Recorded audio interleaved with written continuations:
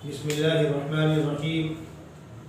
الحمد لله رب العالمين، والصلاة والسلام على سيد الأنبياء والمرسلين وعلى آله وأصحابه أجمعين. أما بعد، فأعوذ بالله من الشيطان الرجيم. بسم الله الرحمن الرحيم. هو الذي أرسل رسوله بالهدى ودين الحق ليظهره على الدين كله. صدق الله مولانا العلي العظيم. محترم بزرگوں، خداوند قدوس نے انبیاء کرام کا جو سلسلہ سیدنا آدم علیہ السلام سے شروع کیا تھا، وہ مختلف انبیاء کرام سے ہوتا ہوا امام الانبیاء، خاتم النبیین، سرور کونین سیدنا حضرت محمد مصطفیٰ صلی اللہ علیہ وسلم پر آ کر مکمل ہوا۔ آپ کی شریعت آخری شریعت، آپ کی آسمانی کتاب آخری آسمانی کتاب، اور آپ آخری رسول خاتم النبیین صلی اللہ علیہ وسلم۔ خداوند قدوس نے آپ کو خطہ عرب میں پیدا فرمایا، جو دنیا کا سینٹر، اور وہ قوم انتہائی سخت مزاج قوم تھی، کسی کے سامنے نہ جھکنے والی قوم تھی، گردنیں کٹ تو جاتی تھی لیکن جھکا نہیں کرتی تھی، الا یہ کہ وہ ذہنی طور پر مطمئن ہو جائے اور اس چیز سے اتفاق کرے۔ اللہ کے نبی صلی اللہ علیہ وسلم نے جب اپنا پیغام مکے والوں کے سامنے پیش کیا تو آپ کو معلوم ہے ہر طرف سے مخالفتیں شروع ہوئیں، سوائے چند خوش قسمت افراد کے باقی سب لوگوں نے مخالفت کی، اور مکۃ المکرمہ کا 13 سال مخالفتوں کے بیچ میں انتہائی مظلومانہ گزر گیا۔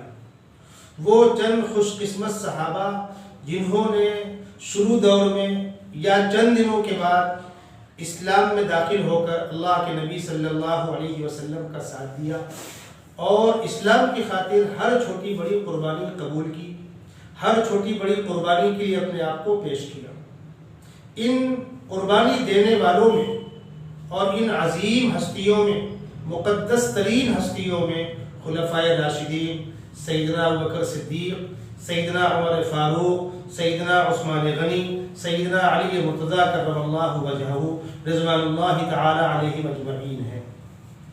اللہ کے نبی صلی اللہ علیہ وسلم نے مکۃ المکرمہ میں اسلام کے فروغ کے لیے کوششیں کی، بہت کوششیں کی، لیکن خاطر خواہ ثمرہ سامنے نہ آ سکا۔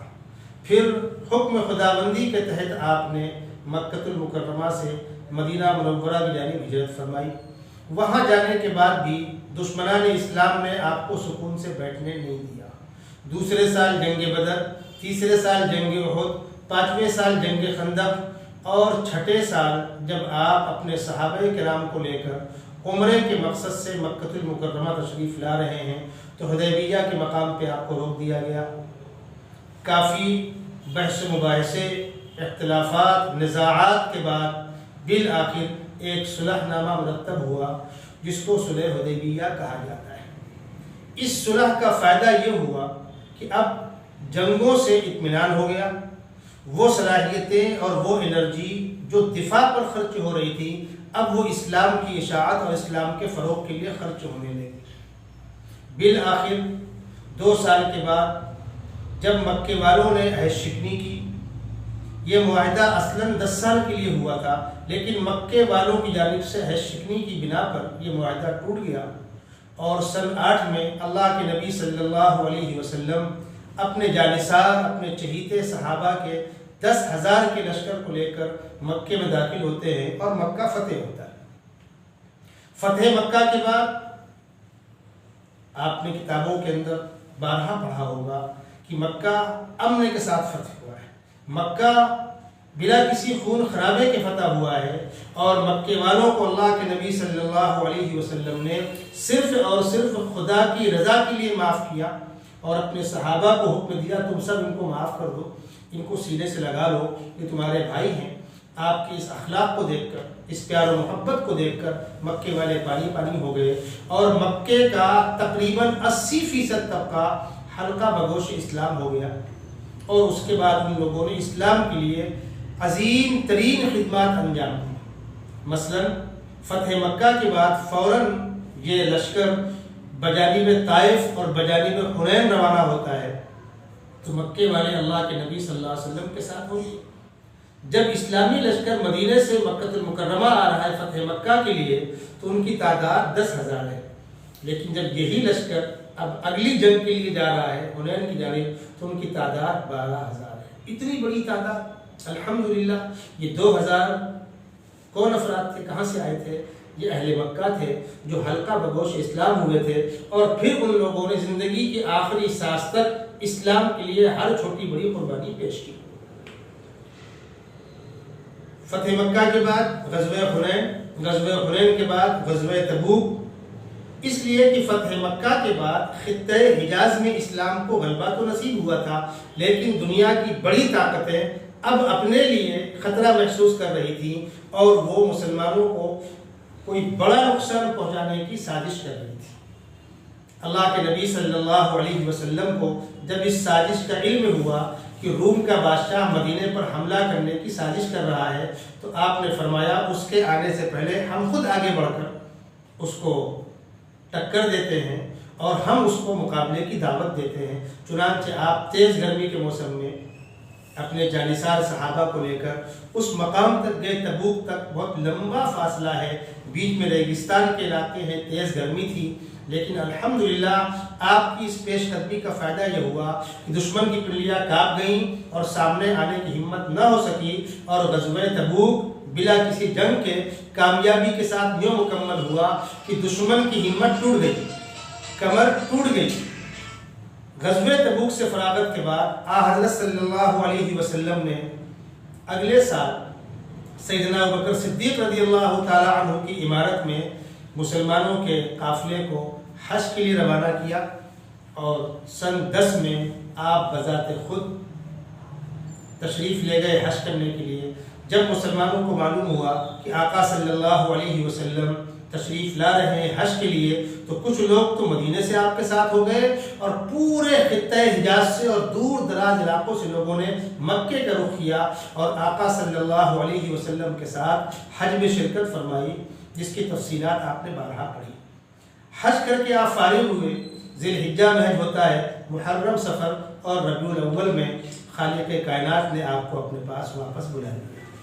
یہ مختصر سی میں آپ کو تاریخ اس لیے بتلا رہا ہوں کہ جو آیت میں نے آپ کے سامنے پڑھی، هو الذي ارسل رسوله بالهدى ودين الحق ليظهره على الدين كله، کہ خداوند قدوس نے آپ کو ہدایت اور دین حق کے ساتھ بھیجا ہے تاکہ آپ کا پیغام، آپ کی دعوت، آپ کی تحریک، آپ کا نظام تمام دینوں پر غالب آ جائے، اور اب قیامت تک سکہ رائج الوقت باقی رہنے والا دین، ان الدین عند اللہ الاسلام، مذہب اسلام رہے گا۔ لیظہرہ علی الدین کلی، آپ کا پیغام پوری دنیا پہنچے، آفاق عالم تک پہنچے۔ کوشش تو آپ نے بہت کی، آقا صلی اللہ علیہ وسلم نے اتنی کوشش کی اور امت کی خاطر ایسی عظیم قربانیاں دیں کہ اگر ہم اپنے بدن کی کھال نکال کر جوتی بنا کر آقا صلی اللہ علیہ وسلم یا ان کے خادموں کے پیروں میں پہنا دیں تب بھی وہ حق ادا نہیں ہوگا۔ امت قیامت تک اس احسان سے باہر نہیں نکل سکتی، لیکن اس کوشش کے باوجود آفاق عالم تک اسلامی پرچم نہ لہرا سکا، اور آپ کے وصال کے بعد آپ کے جانشین خلیفہ اول، اللہ کے نبی صلی اللہ علیہ وسلم کے سب سے زیادہ چہیتے، جن کے بارے میں آپ نے فرمایا کہ اگر اللہ کے بعد میں کسی کو جگری دوست بنانا پسند کرتا تو وہ شخصیت ابوبکر صدیق رضی اللہ تعالی عنہ کی ہے۔ لو كنت متخذا خلیلا غیر ربی لاتخذت ابا بکر، وہ ابوبکر صدیق جنہوں نے مکے میں اس وقت اسلام قبول کیا تھا جب کوئی آپ کی بات سننے والا نہیں تھا، اولین سابقین اولین میں سے سر فہرست ہیں سیدنا ابوبکر صدیق رضی اللہ تعالی۔ مکے کے خوشحال گھرانے کے کامیاب تاجر تھے، معزز ترین فرد تھے، لیکن آقا صلی اللہ علیہ وسلم کے اوپر ایسے فدا تھے، ایسے جانثار تھے کہ اسلام کی خاطر ہر چھوٹی بڑی قربانی برداشت کی، مکہ المکرمہ میں ہو، مدینہ منورہ میں ہو، اور آقا صلی اللہ علیہ وسلم کے بعد جب امت نے خلافت کی ذمہ داری آپ کے کندھوں پر ڈالی تو رات و دن بے قرار رہتے ہوئے آپ کی خلافت کی مدت مختصر سی ہے، 2 سال 3 مہینے 10 دن۔ اگر ربیع الثانی کی 21 تاریخ آپ کی وفات قرار دی جائے، جو کہ عام طور پر مورخین نے لکھا ہے، تو 2 سال 3 ماہ 10 دن، اور اگر 23 قرار دی جائے تو 2 سال 3 ماہ 12 دن۔ یہ تقریباً 2.25 سال کی مدت ہے آپ کی۔ آپ نے خلافت کی ذمہ داری قبول کرنے کے بعد اسلام پر آنے والی ہر آش کو دبا کر، اسلام کا دفاع کر کے آپ نے سرحدوں کو محفوظ کیا۔ میں اختصار کے ساتھ عرض کروں، آقا صلی اللہ علیہ وسلم کی وصال کی اطلاع ملتے ہی بہت سے سرحدی علاقوں میں بغاوت کی لہر پھیل گئی۔ کچھ لوگوں نے اسلام سے ہی رشتہ توڑ لیا، کچھ لوگوں نے مدینے کے مرکزی بیت المال کو ٹیکس دینے سے انکار کر دیا، جو مانعین زکوٰۃ کہلاتے ہیں۔ کچھ جھوٹے دعوے داران نبوت کھڑے ہو گئے، ہم بھی نبی ہیں۔ ایک عورت کھڑی ہو گئی، اس نے کہا کہ اب تک مرد نبی ہوا کرتے تھے، اب عورتیں نبی ہوں گی، اور پہلی نبیہ میں۔ کھڑے ہوئے اللہ کے بندے بہت سے۔ سیدنا ابوبکر صدیق نے ان سارے دشمنان اسلام، مخالفین اسلام کا قلع کما کیا، اور پھر وہ لشکر اسامہ جس کو اللہ کے نبی صلی اللہ علیہ وسلم نے روم کے علاقے میں جانے کے لیے تیار کیا تھا، آپ کی بیماری کی شدت کی وجہ سے وہ لشکر رکا ہوا تھا، اس کو روانہ کیا گیا، اور مختلف علاقوں میں جہاں سوزشیں تھیں ان علاقوں میں آپ نے اسلامی لشکروں کو روانہ کیا، تعاقب کیا۔ الحمدللہ آپ کی 2.25 سالہ مدت میں پوری اسلامی مملکت بالکل محفوظ ہو گئی، اور آپ نے مسلمانوں کو وہ نظام دیا جو خلافت راشدہ کا زرعی دور کہلاتا ہے۔ اللہ کے نبی صلی اللہ علیہ وسلم کی کوشش تھی، خواہش تھی کہ دنیا کی بڑی طاقتوں کے سامنے بھی اسلام کی دعوت پیش کی جائے، یا تو وہاں تک اسلام پہنچے، اور اگر وہ مقابل میں آئے تو پھر ان کو ان کا مقام بتلایا جائے، اللہ کا پیغام اللہ کے بندوں تک بہرحال پہنچایا جائے، جس کے لیے آپ نے لشکر اسامہ کو روانہ کیا تھا۔ بعد میں وہ گیا، اور پھر سیدنا ابوبکر صدیق رضی اللہ تعالی عنہ نے حضرت خالد کو بھیج کر اس علاقے میں باقاعدہ فیصلہ کن جنگ لڑی ہے، جو جنگ یرموک کہلاتی ہے۔ فتح تو ہو گئی تھی، لیکن فتح کی خوشخبری ابھی نہیں آئی تھی، اور سیدنا ابوبکر صدیق رضی اللہ تعالی عنہ اپنے خالق و مالک سے جا ملے، اور اپنے محبوب، اپنے چہیتے، جن پر آپ اور آپ کا خانوادہ نثار تھا، یعنی سیدنا محمد رسول اللہ صلی اللہ علیہ وسلم کے آغوش میں جا کر آرام فرما ہو چکے تھے۔ سیدنا عمر بن خطاب رضی اللہ تعالی عنہ آپ کے بعد مسلمانوں کے امیر منتخب ہوئے، جس کی ہلکی سی جھلک یہ ہے کہ جب سیدنا ابوبکر صدیق رضی اللہ تعالی عنہ کی بیماری بڑھی، اور لوگوں نے یہ خواہش ظاہر کی کہ اپنے بعد آپ کسی کی نشاندہی کر دیں، تو آپ نے صحابہ کو جمع کیا، مشورہ لیا، اور اکابر صحابہ کے مشورے سے، اور خود بھی آپ مطمئن تھے، سیدنا عمر بن خطاب رضی اللہ تعالی عنہ کو آپ نے اپنے بعد نامزد کیا۔ بعض لوگوں کو تھوڑا سا تعمل تھا کہ مزاج میں بہت سختی ہے، سیدنا عمر جن کی غیرت ایمانی ضرب المثل تھی، سختی کرتے تھے وہ۔ سیدنا ابوبکر صدیق نے فرمایا، جب تک میں تھا میں نرم تھا، عمر سخت تھے، جب میں نہ رہوں گا اور عمر کے کندھوں پر خلافت کی اور امارت کی ذمہ داری پڑے گی تو وہ نرم ہو جائیں گے۔ دنیا گواہ ہے، سیدنا عمر بن خطاب رضی اللہ تعالی عنہ امت کے لیے ایسے نرم اور ایسے جانثار اور ایسے فدا تھے اپنے صحابہ پر، اسلامی لوگوں پر، اپنی رعایا پر، کہ راتوں میں گھر میں سکون کی نیند نہیں سوتے تھے، راتوں میں آپ کا گشت لگانا اور ضرورت مندوں کی مدد کرنا وغیرہ وغیرہ۔ سیدنا ابوبکر صدیق رضی اللہ تعالی عنہ کی خلافت میں جنگ یرموک لڑی گئی، گرچہ لشکر لوٹ کر آئے دور فاروقی میں۔ پھر سیدنا عمر بن خطاب رضی اللہ تعالی عنہ نے ایران کا رخ کیا اور جنگ قادسیہ لڑی گئی۔ کتابوں کے اندر بہت تفصیلات موجود ہیں، میں اختصار کے ساتھ عرض کروں۔ تو وہ خواہش جو اللہ کے نبی صلی اللہ علیہ وسلم دل میں لے کر گئے، کہ روم اور فارس بھی اسلام کے زیر نگیں آئیں لیکن آپ کی حیات میں نہ ہو سکا۔ اس عظیم کارنامے کو انجام دیا کس نے؟ سیدنا ابو بکر صدیق رضی اللہ تعالی عنہ نے اور سیدنا عمر فاروق رضی اللہ تعالی عنہ۔ سیدنا ابو بکر صدیق کی خلافت میں جنگ جاری تھی اور وہ اللہ کو پیارے ہو گئے تھے، یعنی وہ جنگ بھی تکمیل کو پہنچی ہے دور فاروقی میں، اور جنگ قادسیہ کا پورا سہرا سیدنا عمر بن خطاب رضی اللہ تعالی عنہ کو جاتا ہے۔ جب دنیا کی یہ دو بڑی طاقتیں زیر ہو گئی، پاش ہو گئی، آپ نے کتابوں کے اندر پڑھا ہوگا، میں اختصار سے عرض کر رہا ہوں، اسلامی فوج کے مقابلے میں دشمن کی فوج 10 گنا زیادہ تھی، لیکن الحمدللہ فتح مسلمانوں کو ہوئی، اور جب روم و فارس دونوں کی طاقتیں پاش ہو گئیں اور دونوں علاقوں میں اسلامی پرچم لہرانے لگا، تو دنیا یہ ماننے پر مجبور ہو گئی کہ مسلمانوں سے آمنے سامنے کی جنگ کر کے ہم کامیاب نہیں ہو سکتے، لہٰذا اب کسی بھی قیمت پر جنگ سے گریز کرو اور جہاں ضرورت پڑے اسلام میں داخل ہو کر کے امن حاصل کر لو، اور جہاں ضرورت پڑے فرار اختیار کر لو۔ اور اب پہلی فرصت میں سیدنا عمر بن خطاب رضی اللہ تعالی عنہ، جو دشمنوں کی نگاہوں میں کھٹک رہے تھے، جن کو جنگ یرموک اور جنگ قادسیہ دونوں جنگوں کی فتوحات کا جن کو سہرا جاتا ہے، جن کو اس کا کریڈٹ جاتا ہے، جن کو اس کا تمغہ جاتا ہے، ان کو پہلی فرصت میں قتل کر دیا جائے۔ سیدھی سی بات ہے، وہ کون سی فوج ہوگی جو مدینے میں جا کر امیر المومنین سیدنا عمر بن خطاب کو مدینے کے اندر قتل کرے، شہید کرے؟ بظاہر ممکن نہیں تھا۔ یہ سازش ایران کے اندر بیٹھ کر رچی گئی،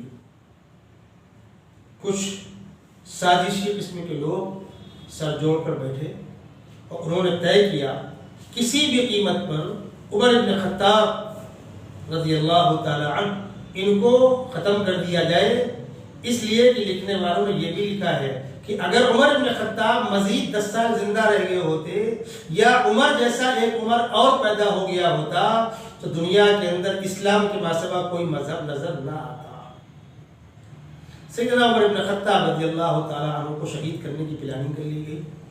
ابو لولو فیروز جو ایرانی مجوسی تھا، اس نے اس کام کی ذمہ داری قبول کی اور کہا مجھ کو غلام بنا کر مدینے کے بازار بیچو، کوئی نہ کوئی مجھے خرید لے گا، اس بہانے مجھے مدینے میں رہنے کا موقع مل جائے گا اور میں اپنا کام کروں گا۔ قصہ مختصر یہ کہ ابو لولو فیروز مجوسی نے، بددین نے، کافر نے، دشمن اسلام نے سیدنا عمر بن خطاب پر فجر کی نماز کے وقت حملہ کیا، اور وہ حملہ اتنا خطرناک تھا، وہ خنجر زہر پلایا ہوا تھا، آپ کے پیٹ میں کئی وار کیے، آپ شدید زخمی ہوئے اور اللہ کو پیارے ہو گئے۔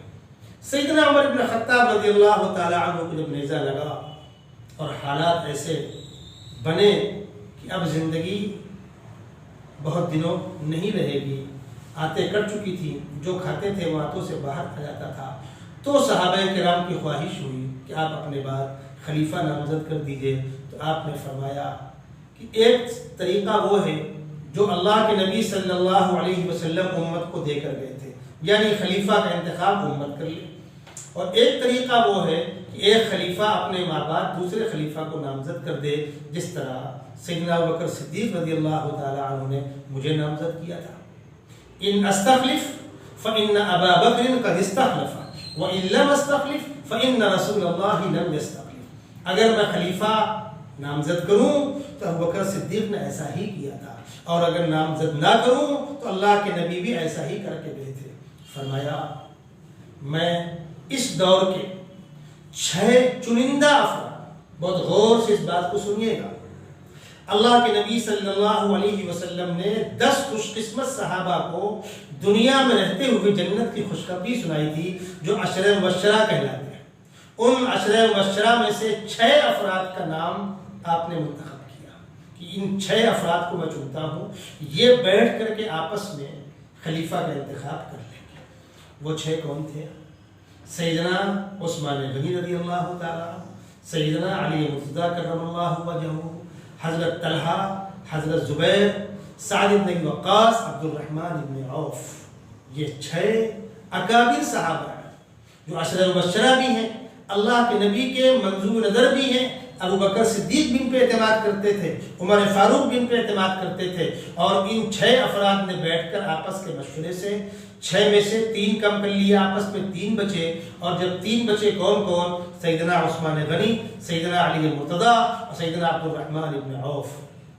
سیدنا عبد الرحمن ابن عوف نے فرمایا کہ ہم تینوں میں سے جو شخص خلافت سے دستبرداری قبول کرتا ہو وہ حکم بن جائے، اور میں دستبرداری قبول کرتا ہوں، آپ لوگ مجھ کو حکم بنا دیجئے۔ تو ان دونوں نے آپ کو حکم بنا دیا، سیدنا عثمان غنی اور سیدنا علی مرتضی۔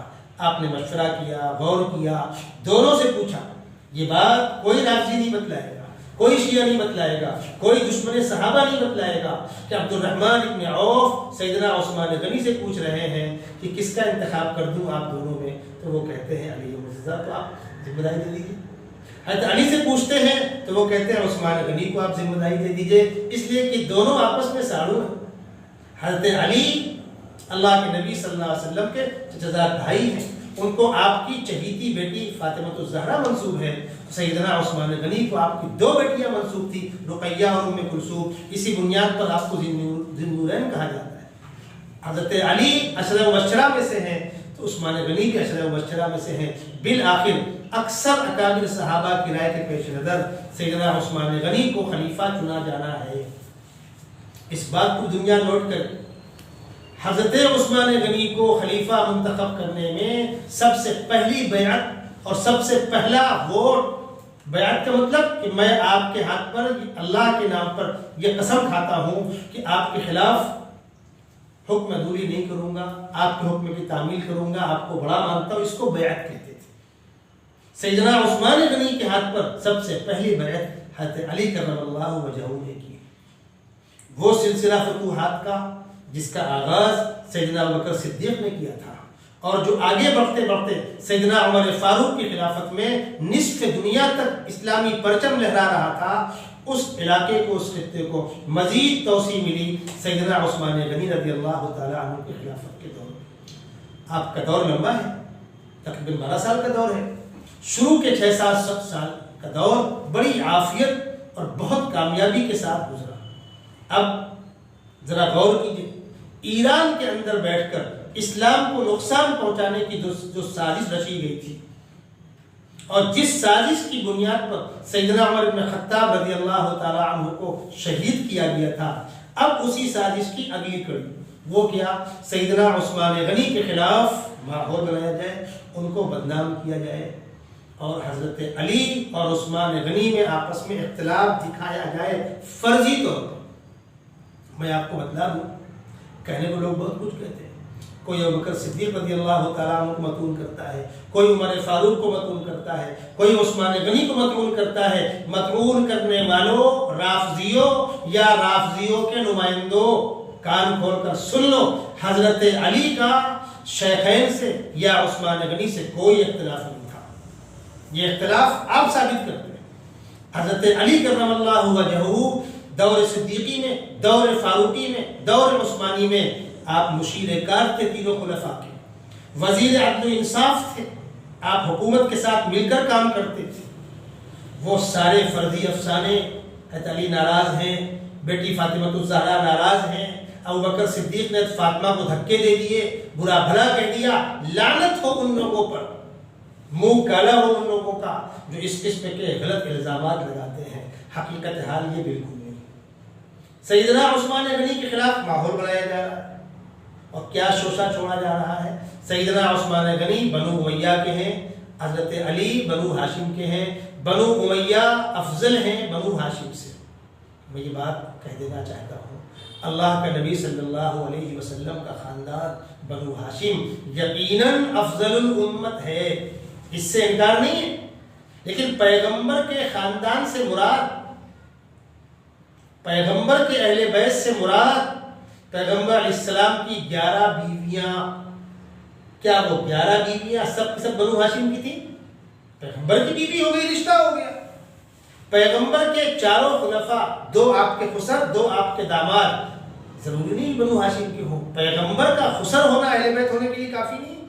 پیغمبر علیہ السلام کے تینوں داماد سیدنا ابو العاص، سیدنا عثمان غنی، سیدنا علی مرتضیٰ، ابو العاص کو آپ کی بڑی بیٹی حضرت زینب رضی اللہ تعالی عنہ منسوب تھی، سیدنا عثمان غنی کو آپ کی دو بیٹیاں ایک کے بعد دیگرے رقیہ ام کلثوم منسوب تھی، سیدنا علی مرتضیٰ کو آپ کی سب سے چھوٹی بیٹی لخت جگر، جنت کی خاتون، ہزاروں فضیلتوں کی متحمل، حامل، ہر طرح ہمارے لیے محترم حضرت فاطمہ الزہرا رضی اللہ تعالی عنہ منسوب تھی۔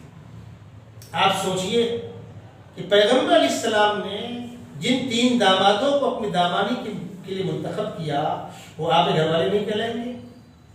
آپ کی بیویاں، آپ کی بیٹیاں، آپ کے داماد، آپ کے خسر، یہ سب اہل بیت، اور آپ کے خاندان کے جن لوگوں نے اسلام قبول کر کے اسلام کا ساتھ دیا، چچا عباس، ان کے صاحبزادے سیدنا عبداللہ ابن عباس، چچا حمزہ، ان کے گھر والے، حضرت علی کے دوسرے بھائی جعفر اور عقیل، اور اللہ کے نبی صلی اللہ علیہ وسلم کے خاندان کے دیگر افراد جنہوں نے اسلام قبول کیا، اسلام کی خاطر چھوٹی بڑی قربانیاں پیش کی، یہ سب کے سب اہل بیت ہیں۔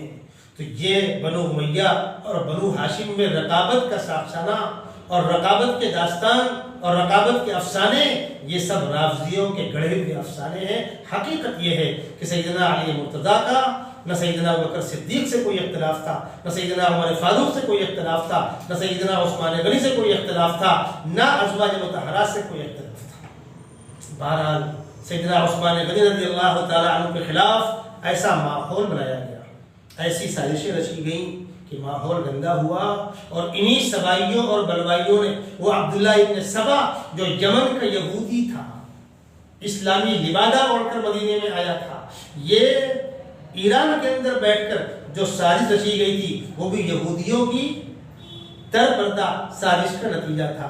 عبداللہ ابن سبا خود یہودی تھا، اور سیدنا عثمان غنی کے خلاف جو ماحول بنایا گیا تھا وہ یہودیوں کی سازش کا نتیجہ تھا، اور بالآخر لوگوں کے جانکاری میں نہ ہونے کے ساتھ ہم بالکل نہیں مان سکتے سیدنا عثمان غنی پر حملہ ہونے جا رہا ہے اور صحابہ کو معلوم تھا نہیں، اچانک ایسے حالات پیدا ہو گئے۔ میں آپ کو بتلا دوں، حضرت علی کرم اللہ وجہہ سیدنا عثمان غنی کے گھر کا محاصرہ کرنے والوں کے خلاف جو صحابہ کی ٹیم کھڑی کر رہے ہیں، اس میں آپ کے صاحبزادے حضرات حسنین، سبائیوں کے مد مقابل سیدنا عثمان غنی کی جانب سے دفاع کرنے والے نوجوان ٹولیوں میں سے عبداللہ ابن عمر ہیں، عبداللہ ابن عباس ہیں، حضرات حسنین ہیں، نوجوان صحابہ ہیں۔ اسی لیے یہ سبائی بلوائی سامنے سے لا کر پیچھے کی دیوار سے آئے، اور چند منٹوں میں وہ واقعہ پیش آ گیا سیدنا عثمان غنی کی شہادت کا، اور وہ اپنا کام انجام دے کر پچھلے راستے سے نکل گئے۔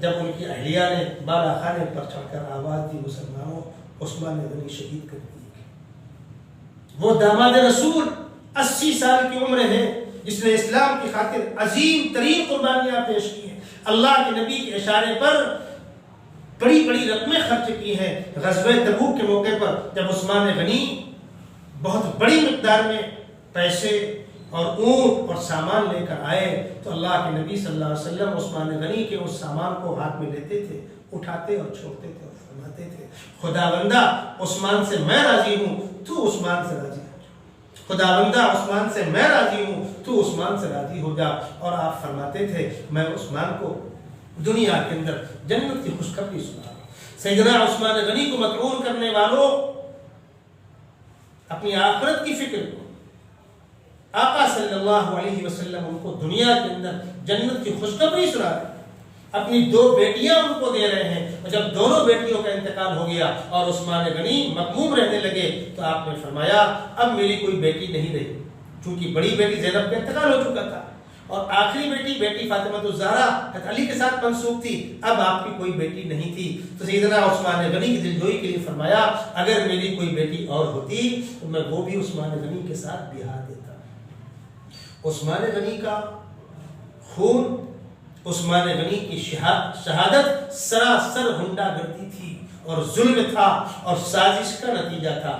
جس سازش کا شکار سیدنا عمر بن خطاب بنے اسی سازش کا شکار سیدنا عثمان غنی بنے۔ اب سوچئے مدینہ منورہ کے اندر یلغار کر کے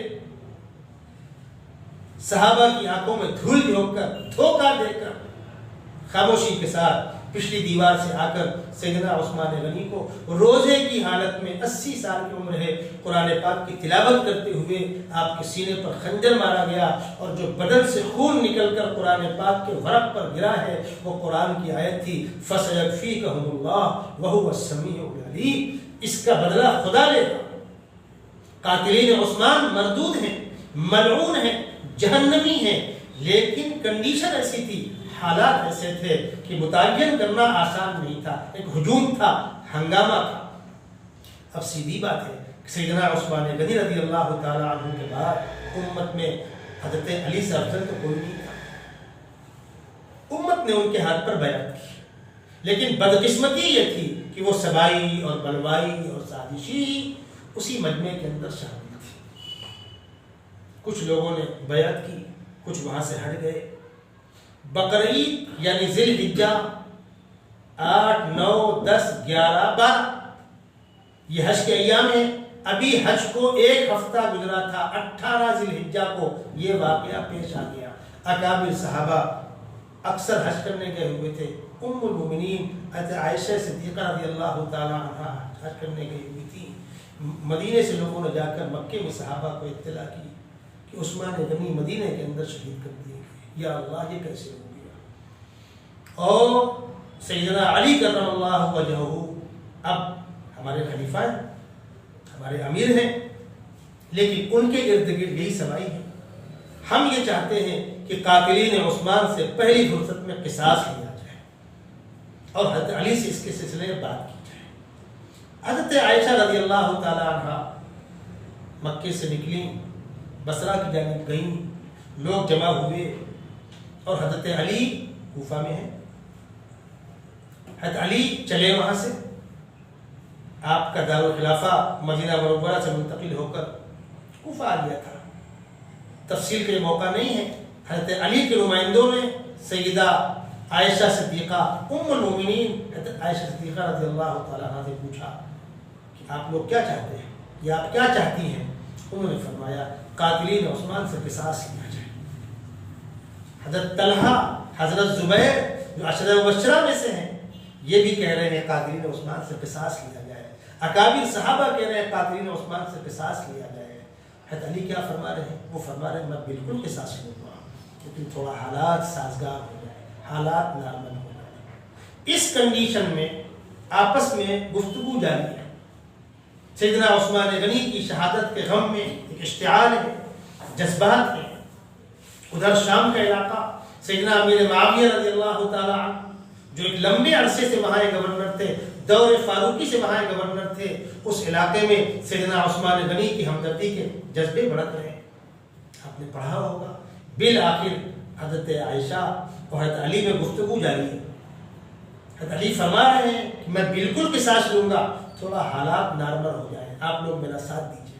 اور جب حالات اس کگار پر آ گئے کہ اگلی صبح کو آپس میں فیصلہ کن صلح ہو جائے گی اور اس کے بعد اس پر اتفاق ہو جائے گا کہ قاتلین عثمان سے قصاص لیا جائے، تو اسی رات میں قاتلین عثمان سبائی گروپ نے، ان شیعان علی کہنے والے مردودوں اور مردود رافضیوں نے رات میں سازش کر کے کچھ ادھر جا کر کچھ ادھر جا کر رات کی تاریکی میں 150 لوگوں نے ادھر سے ادھر تیر پھینکے، ادھر سے ادھر تیر پھینکے، اور رات کی تاریکی میں تلواریں نکلی۔ دونوں طرف صحابہ ہیں، کوئی نہیں چاہ رہا کہ ایسا ہو، لیکن رات کی تاریکی میں اگر آپ پر کوئی حملہ کرے گا آپ دفاع تو کریں گے۔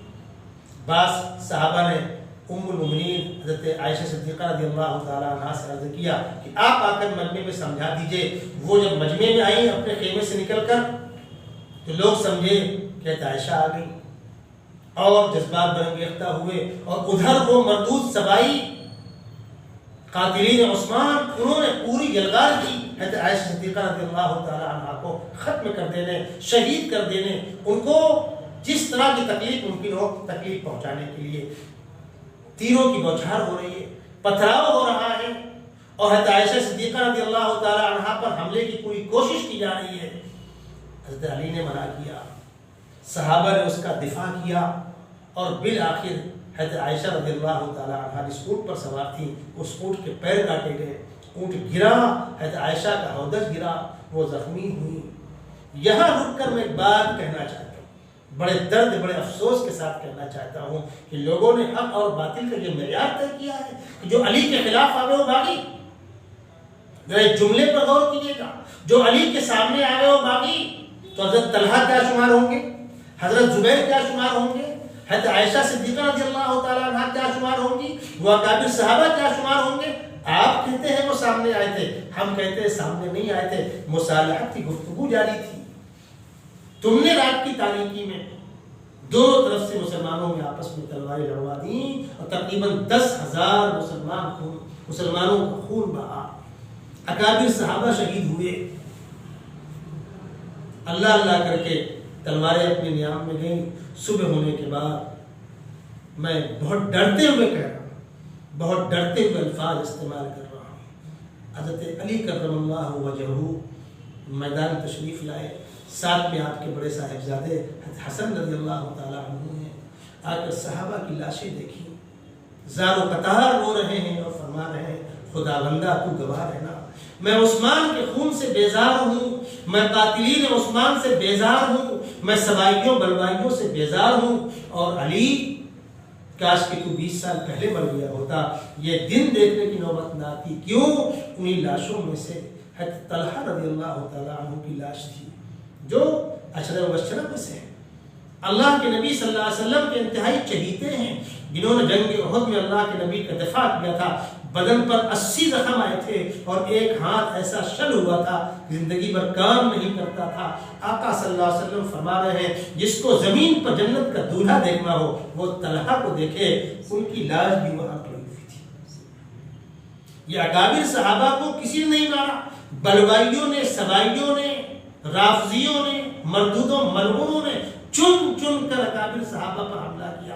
آپ سوچئے ام المؤمنین حضرت عائشہ کی سواری پر مسلسل تیر کی بارش کون کر رہا تھا؟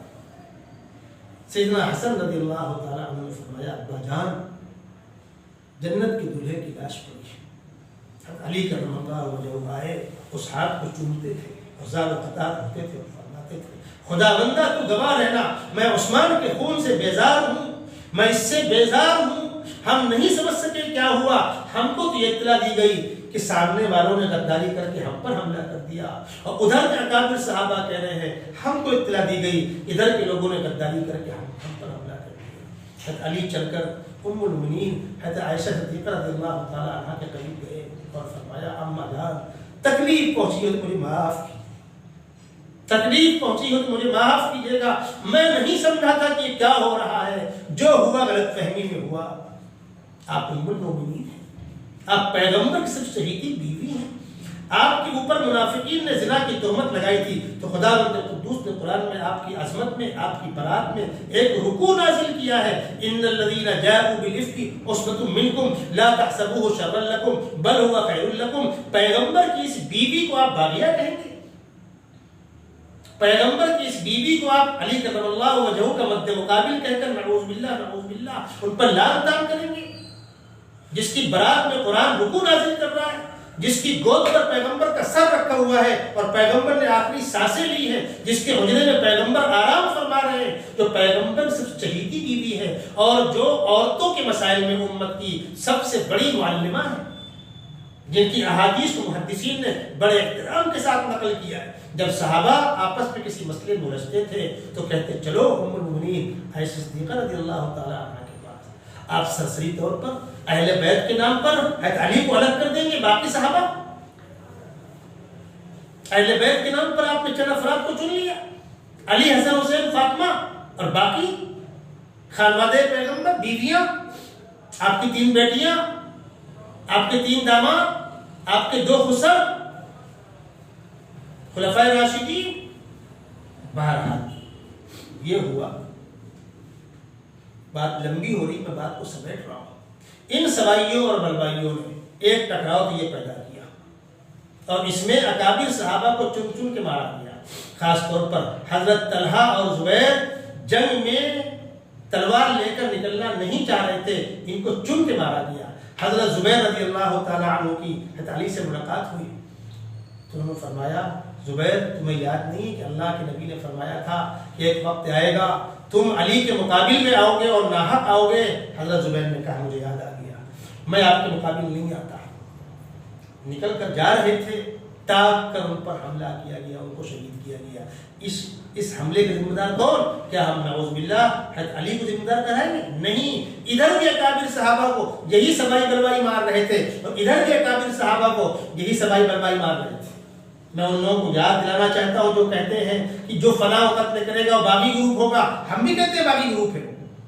جو فلاں کو قتل کرے گا وہ باغی گروپ ہوگا، ہم بھی کہتے ہیں باغی گروپ ہے. تو آپ باغی گروپ کا معیار کیا طے کریں گے؟ صحابہ یہی سبائی اور بلوائی، آدھے ادھر تھے آدھے ادھر تھے. یہ ہیں باغی، یہ ہیں طاغی، یہ ہیں عاصی، یہ ہیں جہنمی.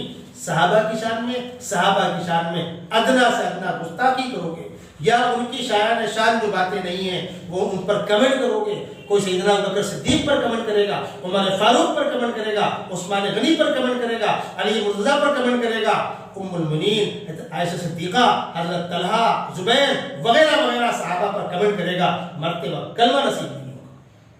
صحابی پر تنقید، صحابی کی تنخیص، صحابی کی توہین. کوئی اپنے آپ کو کتنا بڑا علامہ لگا لے. میں تو یہاں تک کہتا ہوں 1400 سال کے اندر یہ جرأت مسلمانوں میں کم از کم اہل السنہ والجماعت میں سے یہ کسی کو جرأت نہ ہوئی تھی کہ اب سیدنا ابو ہریرہ پر، حضرت عائشہ پر، ابوبکر صدیق پر، عمر فاروق پر یہ کمنٹ کرے. اور نعوذ باللہ وہ باتیں جو رافضی کہتے ہیں، جو شیعہ کہتے ہیں کہ ابوبکر اور عمر منافق تھے. وہ تو لالچ کی بنیاد پر مکی دور سے اللہ کے نبی کے ساتھ لگے ہوئے تھے تاکہ مدینہ منورہ میں اللہ کے نبی کے بعد حکومت ملے گی تو حکومت کے مزے لوٹیں گے. میں آپ کو واقعہ سناؤں. ایک نوجوان مجھ سے پوچھتا ہے انکل اسلام نے مسلمانوں کو 4 شادی کی اجازت دی تو اللہ کے نبی صلی اللہ علیہ وسلم نے 11 شادیاں کیوں کی؟ یہ کیا ہے؟ یہ وہ گندگی ہے کہ دشمنان اسلام ہمارے نوجوان بچوں کے ذہنوں کے اندر وائرس چھوڑتے ہیں. تو میں نے اس سے پوچھا بیٹا تفصیلی گفتگو تو بعد میں کروں گا، تمہیں یہ معلوم ہے کہ اللہ کے نبی صلی اللہ علیہ وسلم کی پہلی شادی کس عمر میں ہوئی؟ اس نے کہا نہیں. میں نے کہا آپ کی پہلی شادی 25 سال کی ابھرتی ہوئی جوانی میں ہوئی. اور آپ نے پہلا رشتہ کس سے کیا تھا؟ عمر میں 15 سال آپ سے بڑی وہ بیوہ جو 2 مرتبہ بیوہ ہو چکی تھی، صاحب اولاد تھی، حضرت خدیجہ رضی اللہ تعالی عنہ. اور ان کے ساتھ کب تک نبھایا؟ 51 سال کی عمر تک. پوری جوانی آپ نے ایک بیوہ کے ساتھ گزار دی. اور آپ کی تمام بیویوں میں سے ایک عائشہ صدیقہ کو چھوڑ کر کوئی کماری نہیں ہے. تو اگر کوئی شخص زائد شادی کرتا ہے تو جوانی میں کس سے کرتا ہے؟ اور پوری جوانی بیوہ کے ساتھ گزار دیتا ہے. وہ نوجوان ہونے لگا انکل ہم کو تو نہیں معلوم، ہم تو کالجوں میں پڑھتے ہیں، نیٹ سے ہم مطالعہ کرتے ہیں، یہ وائرس چھوڑے جاتے ہیں اسلام سے بدزن کرنے کے لیے. ٹھیک وہی صورتحال ہے. یہ رافضی، یہ مردود شیعہ سیدنا ابوبکر صدیق اور سیدنا عمر فاروق کے ساتھ یہ کہتے ہیں کہ اللہ کے نبی صلی اللہ علیہ وسلم کے ساتھ اس لیے لگے تھے تاکہ بعد میں حکومت کے مزے لوٹے. جس وقت مکہ المکرمہ میں لگے تھے وہ کیا مزدور طبقے کے لوگ تھے؟ سیدنا ابوبکر صدیق کوئی مزدور تھے؟ کوئی بے سہارا تھے؟ کوئی بے وزن تھے؟ مکے کے معزز ترین کاروباری اور تاجر تھے. سیدنا عمر فاروق معزز ترین خاندان کے ایک فرد تھے. آپ ان کے ساتھ لگے اور اللہ کے نبی صلی اللہ علیہ وسلم کے مثال کے بعد جب سیدنا ابوبکر صدیق اور عمر فاروق کو خلافت کی ذمہ داریاں دی گئیں، آئے وہ لوگ. میں ان سے پوچھتا ہوں سیدنا ابوبکر صدیق نے خلافت کے کیا مزے لوٹے؟ عمر فاروق نے خلافت کے کیا مزے لوٹے؟ سیدنا ابوبکر صدیق صرف اتنا لیتے تھے اتنا عام آدمیوں کا خرچہ نہیں. اس قدر تنگی سے گزارا ہوتا تھا کہ ایک مرتبہ اہلیہ نے کہا کہ بچے خواہش کرتے ہیں کچھ میٹھا بنا لیا جائے. تو فرمایا جو پیسہ آتا ہے اس میں اتنی گنجائش نہیں ہے، روز تھوڑا تھوڑا بچا لیا کرو، ہفتہ 10 دن کے بعد جو بچت ہوگی اس سے میٹھا بنا لینا. بالآخر ایک دن دسترخوان پر میٹھا آیا تو آپ نے پوچھا کہ کہاں سے آیا؟ تو اہلیہ نے فرمایا وہ جو آپ نے کہا تھا تھوڑا تھوڑا بچاتی تھی، ہفتے 10 دن کی بچت کا نتیجہ ہے کہ آج میں نے میٹھا بنا لیا۔ تو فرمایا اس کا مطلب یہ ہے کہ اتنا حصہ زیادہ آ رہا ہے وہ بھی آپ نے کم کرا دیا، اور بیت المال سے جو ملا انتقال سے پہلے اپنے صاحبزادے کو حکم دیا میری فلاں زمین فروخت کر کے وہ پیسہ بیت المال میں داخل کر دیا جائے۔ یہ کون ہے؟ سیدنا ابوبکر صدیق رضی اللہ تعالی عنہ ہے۔ سیدنا عمر فاروق رضی اللہ تعالی عنہ نے بیت المال سے کتنا لیا؟ اتنا کم لیا کہ انتہائی تنگی کے ساتھ آپ کو گزارا ہوتا تھا، پیون لگے کپڑے آپ پہنتے تھے۔ تو ابوبکر صدیق اور عمر فاروق نے لیا کیا بیت المال سے؟ سیدنا عثمان غنی انہوں نے تنخواہ ہی نہیں لی۔ تو دشمنوں، رافضیوں، مردودوں اور ملعونوں سیدنا ابوبکر صدیق اور عمر فاروق کو مدعون کس بنیاد پر کر رہے ہو؟ اور وہ گھسی پٹی بات باغ فدق حضرت فاطمہ الزہرا رضی اللہ تعالیٰ عنہ اپنا حق مانگنے گئی، عقل چلنے گئی۔ کس کو نہیں معلوم جب میراث تقسیم ہوگی تو سب سے پہلے بیویوں کو ملے گی، اس کے بعد بیٹیوں کو ملے گی۔ تو اگر آپ کی میراث تقسیم ہونی تھی تو ابوبکر صدیق کی بیٹی حضرت عائشہ حقدار نہیں تھی؟ سیدنا عمر فاروق کی بیٹی حضرت حفصہ حقدار نہیں تھی؟ حضرت امیر معاویہ کی بہن ام حبیبہ حقدار نہیں تھی؟ اور کوئی مانے یا نہ مانے، میں پلٹ کر آپ سے پوچھتا ہوں، چلو وہ لوگ غلط تھے، غاصب تھے، وغیرہ وغیرہ، جب حضرت علی رضی اللہ تعالی عنہ خلیفہ بنے تو آپ نے وہ حق واپس کیوں نہیں لے لیا؟ وہ باغ فدق آج تک سعودی حکومت کے تحویل میں ہے اور وقف کی امداد اس کی آمدنی سے غریبوں کی خدمت کی جاتی ہے۔ سیدنا ابوبکر صدیق کو مدعون کرنے کے ان کے پاس اور کچھ مواد تھا ہی نہیں۔ سیدنا عمر فاروق کو مدعون کرنے کے اللہ کے نبی صلی اللہ علیہ وسلم بیمار ہوئے، آخری وقت میں آپ نے قلم کاغذ مانگا تو حضرت عمر فاروق نے منع کر دیا۔ ایسا لگتا ہے کہ بس قلم کاغذ مانگا تھا اور تمنا لے کر دنیا سے رخصت ہو گئے۔ اٹھاؤ کتابیں، پڑھو سیرت۔ بدھ کے دن بیماری شروع ہوئی ہے آپ کی، یعنی آخری بیماری، اور جمعرات کے دن تقریباً 9-10 بجے کا یہ واقعہ ہے۔ آپ نے فرمایا قلم کاغذ لیا اور میں کچھ لکھا دینا چاہتا ہوں۔ سر میں بہت تیز درد تھا، تیز بخار تھا، تو بعض ہمدردوں نے کہا کہ فی الحال آپ کو آرام کرنے دیا جائے۔ آپ امت کی ہمدردی میں ایسا کہہ رہے ہیں لیکن آپ کو آرام کرنے دیا جائے، تو افاقہ ہوگا تو لکھا دیا جائے گا۔ بعض لوگوں نے کہا لکھا لیا جائے۔ اس میں آپس میں رائے میں اختلاف ہوا۔ آپ نے اشارہ کیا تم لوگ جاؤ، اور وہ لوگ چلے گئے، آپ سو گئے۔ پھر آپ سو کر اٹھے، آپ نے 7 مشکیزے سے اپنے اوپر پانی بہایا، بخار کا اثر کم ہوا، مسجد تشریف لے گئے، ظہر کی نماز پڑھائی، خطبہ دیا اور تفصیلی خطبہ دیا۔ اکابر صحابہ کہتے ہیں کہ آپ انہی باتوں میں سے بہت سی باتوں کو اس وقت لکھانا چاہ رہے تھے جن کو آپ نے اپنے خطبے کے اندر تذکرہ کیا۔ آپ نے انصار کے فضائل بتلائے، مہاجرین کی خدمات بتلائیں، اور اس بات پر زور دیا کہ امت میں سب سے افضل سیدنا ابوبکر صدیق رضی اللہ تعالی عنہ۔ آپ نے فرمایا مسجد نبوی میں جو دروازے اندر کھل رہے ہیں وہ سب بند کر دیے جائیں، صرف ابوبکر صدیق کا دروازہ کھلا رکھا جائے۔ اور آپ نے فرمایا میں اللہ کے بعد کسی کو جگری دوست بناتا تو ابوبکر صدیق کو بناتا۔ اور اس کے بعد جب آپ کی بیماری بڑھی تو آپ نے اپنے مصلے پر سیدنا ابوبکر صدیق کو کھڑا کیا۔ یہ ساری باتیں اس بات کا اشارہ ہے کہ آپ اپنے بعد سیدنا ابوبکر صدیق کو اس منصب پر دیکھنا چاہ رہے ہیں۔ سیدنا علی مرتضیٰ کسی نے پوچھا کہ آپ لوگوں نے سیدنا ابوبکر صدیق کو بالاتفاق خلیفہ کیسے چنا؟ تو آپ نے فرمایا تم کو معلوم نہیں ہے، اللہ کے نبی صلی اللہ علیہ وسلم نے اپنی بیماری کے ایام میں ابوبکر صدیق کو اپنے مصلے پر کھڑا کر کے ہم کو اشارہ دے دیا تھا کہ دین کی امامت کے لیے میں نے کھڑا کیا، دنیا کی امامت کے لیے تم چن لینا۔ ہم نے اس لیے ابوبکر صدیق کو اپنا خلیفہ چنا۔ حضرت علی دور صدیقی میں، دور فاروقی میں، دور عثمانی میں حکومت کے ساتھ مل کر مشیر بن کر شانہ بشانہ کندھے سے کندھا ملا کر ساتھ چلتے تھے، آپس میں کوئی اختلاف نہیں تھا۔ یہ تو دشمنان اسلام کی یہ ساری سازشیں، حتیٰ کہ سیدنا علی کرم اللہ وجہہ کی جو خلافت کی مدت ہے 5 سال، سن 35 سے لے کر 40 تک، ایک دن ان لوگوں نے ان کو سکون نہیں لینے دیا، قرار نہیں لینے دیا۔ حضرت علی کے خطبات موجود ہیں، وہ فرماتے ہیں دنیا میں اس سے زیادہ بدقسمت کوئی نہیں ہوگا جو تم پر اعتماد کرے۔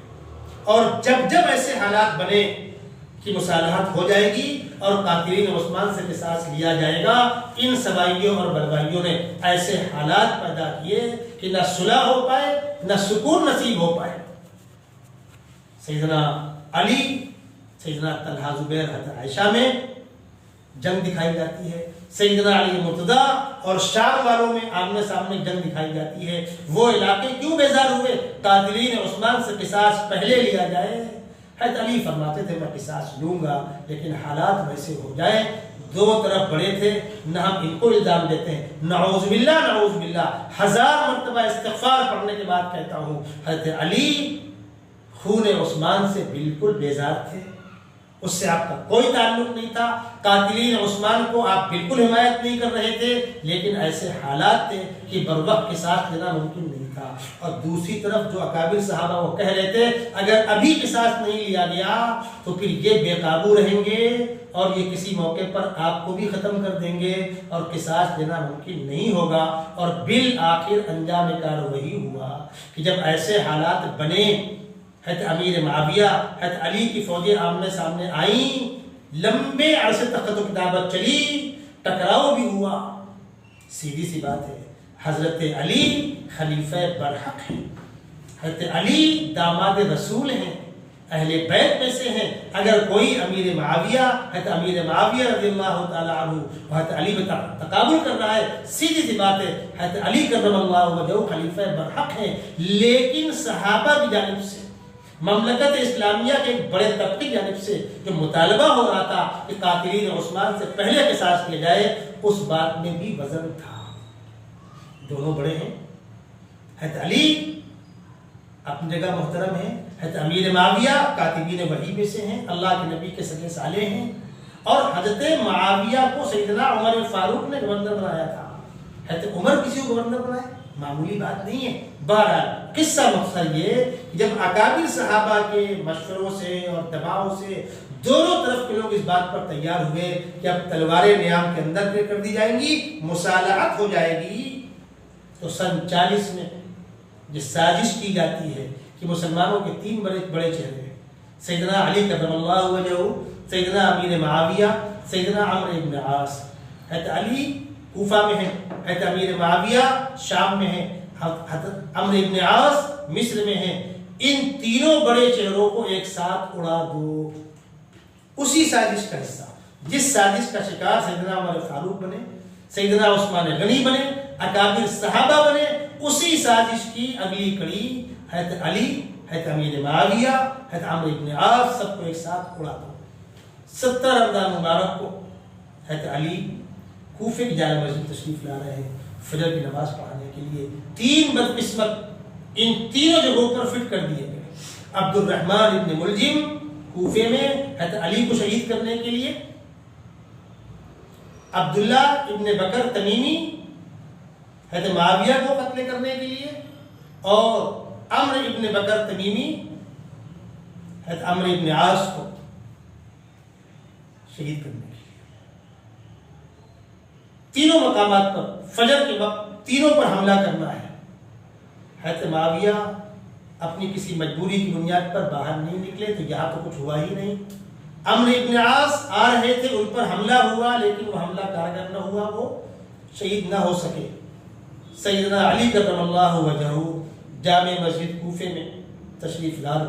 عبد الرحمن ابن ملجم بدبخت نے آپ کے پیشانی پر تلوار سے وار کیا، زخم گہرا تھا، سر پھٹا، آپ زخمی ہوئے اور آپ کی شہادت واقع ہوئی۔ ذرا آپ غور کریں، اس تسلسل پر غور کریں کہ ایران کے اندر بیٹھ کر جو سازش رچی گئی تھی جس کا پہلا شکار سیدنا عمر بن خطاب ہوئے تھے، اسی سازش کا اگلا حصہ سبائی اور بلوائیوں کا وہ افسانہ سیدنا عثمان غنی کی شہادت، اور اس کے بعد پھر اکابر صحابہ کو آپس میں لڑوانا، مسلمانوں کا شیرازہ بکھیرنا، اور بالآخر جب مصالحت کی بات آئی تو حضرت علی، حضرت امیر معاویہ، عمرو ابن عاص تینوں کو ایک تاریخ میں اڑا دیا جائے۔ حضرت علی کو شہید کرنے میں کامیاب ہوئے اور وہ دونوں بچ گئے۔ جب حضرت علی کو سخت گہرا زخم لگا تو آپ نے اپنے بڑے صاحبزادے حضرت حسن رضی اللہ تعالیٰ عنہ سے فرمایا کہ بیٹے تم تو میرے ساتھ تھے، تم نے پورا 5 سالہ دور دیکھا ہے کیسے کرب میں اور کیسی بیزاری میں اور کیسی بے چینی میرے 5 سال گزرے ہیں. میں نے بہت چاہا تھا کہ مسلمانوں کا خون نہ بہے. میں بار بار کہہ رہا ہوں, 1000 مرتبہ ڈرتے ہوئے استغفار کرتے ہوئے کہہ رہا ہوں, صحابہ کے خون میں حضرت علی کا کوئی حق نہیں. جنگ جمل کے اندر جس میں آپ کے سامنے حضرت عائشہ رضی اللہ تعالی عنہا ہے, حضرت طلحہ ہے, حضرت زبیر وغیرہ وغیرہ اکابر صحابہ, آپ نے سارے صحابہ کی تدفین کا یکساں انتظام کیا. کسی کی شان میں ادنا سے ادنا گستاخی نہیں کی, کوئی مال کی لوٹ نہیں کی. آپ کو سن کر تعجب ہوگا جس وقت حضرت عائشہ صدیقہ رضی اللہ تعالی عنہا کے اونٹ کے پیر کاٹے گئے ہیں اور وہ حودج گرا ہے, تو ان بلوائیوں کا دباؤ تھا حضرت علی رضی اللہ تعالی عنہ پر. عائشہ کو گرفتار کرو, باغیہ ہیں. حضرت علی نے فرمایا وہ ام المومنین ہیں, وہ پیغمبر کی چہیتی بیوی ہیں, میں ان کو گرفتار کروں گا, آسمان سے آگ برسے گی. ہم کیسے مان لیں کہ جنگ تھی یہ, ہم کیسے مان لیں کہ آمنے سامنے کا مقابلہ تھا. کیسے غیر ذمہ دار ہیں وہ لوگ جو ان کو باغیہ کہتے ہیں, جو ان کو عاصیہ کہتے ہیں, جو ان کو حضرت علی کا مد مقابل کہتے ہیں. حضرت علی کے مد مقابل نہیں تھے, یہ سبائیوں کی بنی ہوئی وہ سازش تھی جس کو اس رنگ میں پیش کیا گیا. حضرت علی کرم اللہ وجہہ اللہ کو پیارے ہو گئے. حضرت حسن رضی اللہ تعالیٰ عنہ کے ہاتھ میں نظام آیا, آپ کے ہاتھ پر بیعت شروع ہوئی, تو آپ نے فرمایا اگر اگلا خلیفہ میں رہا یہ بیعت میرے لیے, اور اگر میں نے کسی اور کے ہاتھ پر سرنڈر کر دیا تو یہ بیعت ادھر منتقل ہو جائے گی. بالآخر 2-3 مہینے لگے, آپ کی بیعت ہوئی. آپ نے خط لکھا حضرت امیر معاویہ رضی اللہ تعالیٰ عنہ کو, چچا جان ابا جان کی وصیت ہے کہ میں آپ سے کسی بھی قیمت پر مصالحت کر لوں, مسلمانوں کے 2 خلیفہ نہیں ہوں, 2 امیر نہیں ہوں, 2 حکمراں نہ ہوں, ہم میں سے کوئی ایک ہو, ہم مصالحت کر لیں. والد محترم کی مجھ کو وصیت ہے. حضرت امیر معاویہ رضی اللہ تعالیٰ عنہ نے اس کے جواب میں اپنے پیٹ پر دستخط کی اور مہر مار دی, اور قاصد سے کہا بھتیجے حسن سے کہہ دینا کہ میری وہی خواہش ہے, آپ جو شرائط چاہیں اوپر لکھ دیں, مجھے منظور ہے, میں نے پیشگی منظور دے دی. وہ قاصد چل کر کوفہ آیا, آپ نے اس کو دوبارہ شام بھیجا اور حضرت امیر معاویہ رضی اللہ تعالیٰ عنہ کو کوفہ آنے کی دعوت دی. اب پورے عالم اسلام کی نگاہیں لگی ہوئی ہیں کہ اب 2 بڑے ذمہ دار آمنے سامنے گفتگو کریں گے. حضرت امیر معاویہ رضی اللہ تعالیٰ عنہ اپنے لاہ و لشکر کے ساتھ تشریف لائے کوفہ میں. جامع مسجد کوفہ بھری ہوئی ہے. حضرت امیر معاویہ کو حضرت حسن رضی اللہ تعالیٰ عنہ نے اوپر بیٹھانا منبر پر, اور خود کھڑے ہو کر کہا لوگوں آپ کو یاد ہوگا جب آپ میرے ہاتھ پر بیعت کر رہے تھے تو میں نے کہا تھا اگر میں خلیفہ رہا تو یہ بیعت میرے لیے, ورنہ اگر میں کسی کو خلیفہ مان لوں گا تو آپ تمام لوگوں کی بیعت ادھر منتقل ہو جائے گی. ابا جان کی وصیت تھی, اس وصیت کی روشنی میں نے چچا حضرت امیر معاویہ کو خط لکھا تھا, ان کا جواب آیا تھا, میں نے بلوا رکھا ہے. میں کھڑے ہو کر اعلان کرتا ہوں کہ حضرت امیر معاویہ مسلمانوں کے امیر ہوں گے, مسلمانوں کے حکمراں ہوں گے, اور میں ان کے ہاتھ پر بیعت کرتا ہوں. آپ نے خود سیدنا امیر معاویہ رضی اللہ تعالیٰ عنہ کے ہاتھ پر بیعت کی. اپنے چھوٹے بھائی حسین رضی اللہ عنہ سے کہا تم بھی بیعت کرو, اپنے فوج کے جنرل سے کہا تم بھی بیعت کرو. اور وہ دن اور سن 60 تک 41 سے لے کر 60 تک سیدنا امیر معاویہ مملکت اسلامیہ کے تنے تنہا امیر ہیں. اور پھر فتوحات کا سلسلہ اور دراز ہوا حتیٰ کہ سمندر میں, دریاؤں میں بحری بیڑے روانہ کیے گئے اور بے پناہ فتوحات ہوئی. اب آئیے سیدنا عثمان غنی رضی اللہ تعالیٰ عنہ جن لوگوں نے مدینہ منورہ کے اندر ہلہ بول کر شہید کر دیا تھا, ان سے قصاص لیا جائے یہ مطالبہ تقریباً سارے اکابر صحابہ کا تھا, اور حضرت علی بھی اس سے انکار نہیں کرتے تھے. وہ کہتے بدلا لوں گا, لیکن ممکن نہ ہو سکا. اب مسلمانوں کا ایک امیر ہے, مسلمانوں کا ایک حکمراں, ایک ذمہ دار ہے. سیدنا امیر معاویہ نے تمام صوبے گورنروں کو فرمان جاری کیا کہ قاتلین عثمان جہاں جہاں روح پوش ہوں ان کو پکڑ کر گردن ماری جائے. اس وقت جو لوگ موجود تھے سب قتل کیے گئے. یہ جرم ہے سیدنا امیر معاویہ کا کہ یہ مردود رافضی صبح آنکھیں ملتے ہوئے اٹھتے ہیں سیدنا امیر معاویہ کو اور بنو امیہ کو برا بھلا کہتے ہیں. کیوں؟ قاتلین عثمان سے قصاص کیوں لیا؟ اور اور اس کے بعد پھر تاریخ آپ کے سامنے ہے، اگلی باتیں آپ کے سامنے ہیں، بہت تفصیلی گفتگو کا موقع نہیں، میں لوٹ کر پھر وہیں آ رہا ہوں۔ اللہ کے نبی صلی اللہ علیہ وسلم آفاق عالم میں اسلام کے پیغام کو پہنچانا چاہتے تھے، لیکن آپ کی زندگی میں آپ کے رہتے وہ نہ ہو سکا۔ خطہ حجاز میں اسلام کا پرچم لہرایا، لیکن نہ روم زندگی ہوا نہ فارس زندگی ہوا۔ یہ کارنامہ انجام دیا آپ کے خلفاء نے، اور خلفاء میں سے خاص طور پر سیدنا عمر بن خطاب رضی اللہ تعالیٰ عنہ ہے، جس کی پاداش میں سیدنا عمر کو شہید کرنے کی سازش رچی گئی اور آپ کو شہید کیا گیا، اور اس کے بعد سیدنا عثمان بنی اسی سازش کا نتیجہ، اسی سازش کا نشانہ بنے، سیدنا علی مرتضیٰ اسی سازش کا نشانہ بنے، اور بہت سے صحابہ کرام کو اسی سازش نے اپنے نرغے میں لیا۔ یہ ہے صورتحال۔ اب آئیے چند منٹ ان باتوں پر گفتگو ہو جائے۔ جو لوگ محبت اہل بیت کے نام پر حضرت علی، حسن حسین ان کو چھانٹ کے الگ کر دیتے، حضرت علی خلیفہ برحق ان کے سامنے جو آیا وہ باغی ہے، طاغی ہے، عاصی ہے، مردود ہے، ملعون ہے، جہنمی ہے، کس کو کہہ رہے ہیں آپ؟ اشرا مشرا ہو کہہ رہے ہیں، حضرت عائشہ ہو کہہ رہے ہیں، حضرت طلحہ زبیر ہو کہہ رہے ہیں، کس کو کہہ رہے ہیں؟ زبان پہ لگام دیجئے، کیا کہا جا رہا ہے؟ سیدھی سی بات یہ ہے، جن کو ان رافضیوں نے سامنا دکھایا، مد مقابل دکھایا، حقیقت یہ مد مقابل تھے ہی نہیں، انہیں رافضیوں کی سازشوں کا نتیجہ تھا جو وہ حالات سامنے ہے۔ وہ دونوں مخلص تھے۔ اگر مد مقابل ہوتے، اگر باغی ہوتے، حضرت علی ان کی کفن دفن کا انتظام نہ کرتے۔ نعوذ باللہ نعوذ باللہ، اگر حضرت طلحہ اور زبیر باغی ہوتے تو حضرت طلحہ کا ہاتھ اٹھا کر حضرت علی دھاڑے مار کے رو کر یہ نہ کہتے خداوندہ تو گواہ ہے نا، میں اس چیز سے بیزار ہوں کہ جو کچھ ہوا ہے میرے علم کے بغیر ہوا ہے، ہم سمجھ ہی نہیں پائے یہ کیا ہوا۔ رات کی تاریکی میں ان سوائیوں بلوائیوں نے مسلمانوں کی تلواریں آپس میں لڑا دی کہ وہی چاہتے تھے۔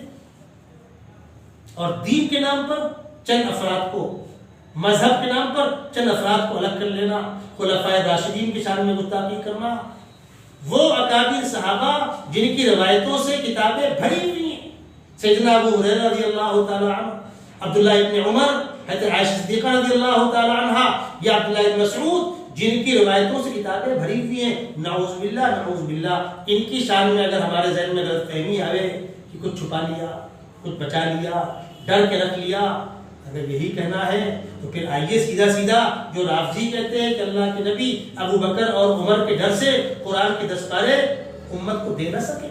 قرآن 40 پارہ تھا، 30 پارے ہمارے سامنے ہیں، 10 پارے اللہ کے نبی امت کو پیش نہ کر سکے، تو نعوذ باللہ ان کی جو ذمہ داری تھی، نبوی منصبی ذمہ داری، یا ایھا الرسول بلغ ما انزل الیک من ربک وان لم تفعل فما بلغت رسالتہ، تو نعوذ باللہ آپ دنیا سے ذمہ داری سے دوش کو پتہ چلیں گے۔